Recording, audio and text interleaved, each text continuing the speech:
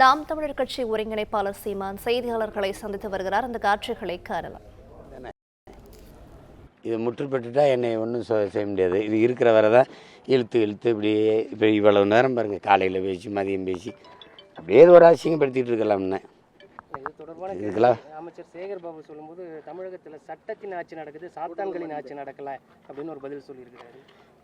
இப்போ இதுலேருந்து பொதுவாக பார்க்கும்போது சாத்தானின் ஆட்சி நடக்குதா சட்டத்தின் ஆட்சி நடக்குதுன்னா உங்களுக்கு தெரிஞ்சிடும்.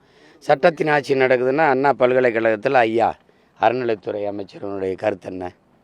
கள்ளச்சாராயம் குடித்தாங்க, விற்று 62 பேரை கொண்டுட்டாங்க, கைது பண்ணிங்க. 90 நாளில் வெளியில் வந்து மறுபடியும் சாராயம் காய்ச்சிருக்கான்ல, காய்ச்சிருக்கானா இல்லையா சொல்லுங்கள்? மறுபடியும் காய்ச்சிருக்காருல்ல. இது என்ன ஆட்சி? இதுதான் சட்டத்தின் ஆட்சியா இல்லை சாத்தான்களின் ஆட்சியா? முதல்ல ஒரு ஒரு ஒரு ஒரு ஒரு தடவை காய்ச்சி பல உயிர்களை பறி கொடுத்துட்டீங்க, 10 லட்சம் கொடுத்து சரி பண்ணீங்க. அப்புறம் அவன் திருப்பி வந்து அதே வேலையை செஞ்சுருக்கானே, அதே நபர். அப்போ எந்த துணிவில் காய்ச்சிராமே? அப்போ பயமே இல்லை. அப்போ இது சட்டத்தின் ஆட்சி இல்லை, சாத்தான்களின் ஆட்சி தான்.